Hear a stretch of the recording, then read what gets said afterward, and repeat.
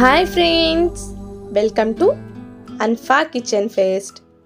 ఈరోజు పచ్చాపల పులుసు అసలు నీసు వాసన లేకుండా ఒక సీక్రెట్ మసాలాతో ఈ కర్రీ చాలా ఎక్కువ టేస్టీ అండ్ గ్రేవీ ఎక్కువ వచ్చేలాగా చిన్ని టిప్స్ ఫాలో అయ్యి చేస్తే చాలా పర్ఫెక్ట్గా కుదురుతుందండి. అయితే ఈ ప్రాసెస్ ఎలా చేయాలో చూసేద్దాం. ముందుగా 2 కేజీ చేపల్ని తీసుకొని ఇలా ముక్కల్లాగా కట్ చేపించి శుభ్రంగా కడిగి తీసుకున్నాను. ఇందులో 2 స్పూన్స్ సాల్ట్,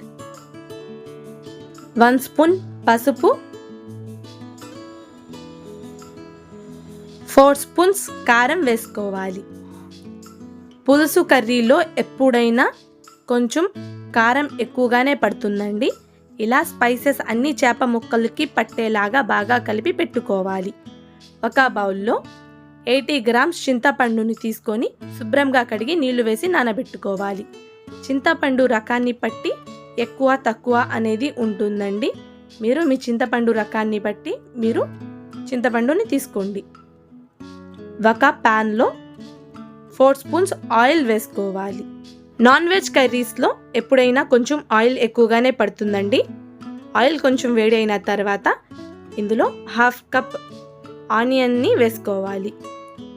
ఇలా ఆనియన్ కూడా కొంచెం ఫ్రై అయిన తర్వాత 5 పచ్చిమిర్చిని ఇలా వేసుకొని ఫ్రై చేసుకోవాలి. ఇందులో 1/2 కప్ టమాటాని కూడా వేసి ఒకసారి ఇలా బాగా కలుపుతూ ఫ్రై చేసుకోవాలి. ఆ లోపల ఒక మిక్సర్ జార్లో ఒక ఆనియన్, ఒక టమాటాని వేసి ఇలా మెత్తటి ప్యూరీ లాగా వేసుకొని ప్రిపేర్ చేసి తీసుకోవాలి. ఇప్పుడు ఈ ప్యూరీని వేసుకోవాలి. ఇలా వేయడం వల్ల గ్రేవీ చాలా ఎక్కువగా వస్తుందండి. ఇందులో 2 స్పూన్స్ అల్లం వెల్లుల్లి పేస్ట్ వేసుకోవాలి. ఆయిల్ సపరేట్ అయ్యేంత వరకు బాగా ఫ్రై చేసుకోవాలి. ఇందులో 1/2 కప్ కోకోనట్ పేస్ట్ వేసుకుంటున్నాను. పచ్చి కొబ్బరిని పేస్ట్ చేసి తీసుకుంటే గ్రేవీ కూడా చాలా ఎక్కువగా వస్తుంది. ఇలా మసాలాలు అన్నీ బాగా ఫ్రై అయ్యి దగ్గర పడే టైంలో ముందుగానే నానబెట్టుకున్న చింతపండు రసాన్ని కూడా వేసుకోవాలి.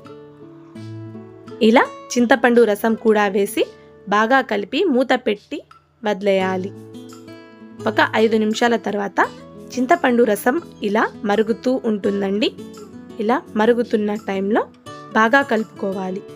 ఇలా కలుపుకున్న తర్వాత ముందుగానే మ్యారినేట్ చేసుకున్న చేప ముక్కల్ని వేసుకోవాలి. ఇలానే మొత్తం చేప ముక్కల్ని వేసుకున్న తర్వాత చేప ముక్కల్ని గరిటెతో కాకుండా ఇలా కడాయిని డైరెక్ట్గా ఇలా స్లోగా తిప్పండి.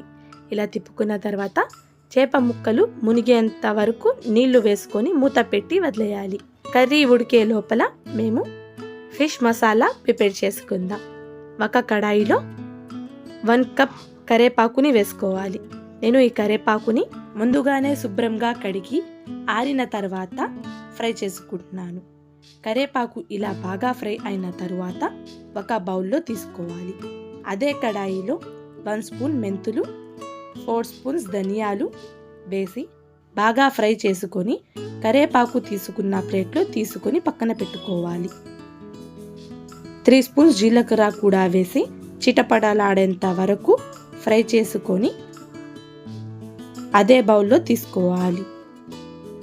స్టవ్ ఆఫ్ చేసి 10 వెల్లుల్లి రెమ్మలు వేసి కొంచెం కలుపుకొని ముందుగానే ఫ్రై చేసి పక్కన పెట్టుకున్న మసాలా దినుసులు చల్లారిన తర్వాత కరివేపాకుతో సహా పౌడర్ లాగా చేసుకోవాలి. ఈ పౌడర్ని ఒక్కసారి ప్రిపేర్ చేస్తే ఎన్ని రోజులైనా స్టోర్ చేసుకోవచ్చు. 2 స్పూన్స్ వరకు కర్రీలో వేస్తే ఆ ఫ్లేవర్ అనేది చెప్పలేనంత బాగుంటుందండి. ఇలా పౌడర్ లాగా చేసి వేయడం వల్ల నీసు వాసన అనేది అస్సలు ఉండదండి. ఒకసారి గరిటెతో కాకుండా ఇలా కడాయిని డైరెక్ట్గా స్లోగా తిప్పుతూ చేప ముక్కల్ని ఉడకనివ్వాలి. ఇలా ఆయిల్ పైకి తేలేంత వరకు చేప ముక్కల్ని బాగా ఉడికిన తర్వాత 1 కప్ కొత్తిమీర వేసుకోవాలి. ఫిష్ కర్రీలో కొత్తిమీర ఎప్పుడైనా కొంచెం ఎక్కువగా ఉంటేనే బాగుంటుందండి. చూసారు కదా, చాలా ఈజీ మెథడ్లో ఇంట్లోనే చేపల పులుసు ఎలా చేయాలో. ఈ వీడియో కనుక మీకు నచ్చినట్టయితే ఈ వీడియోని లైక్ చేసి మన ఛానల్ని సబ్స్క్రైబ్ చేసుకోండి. Thank you for watching.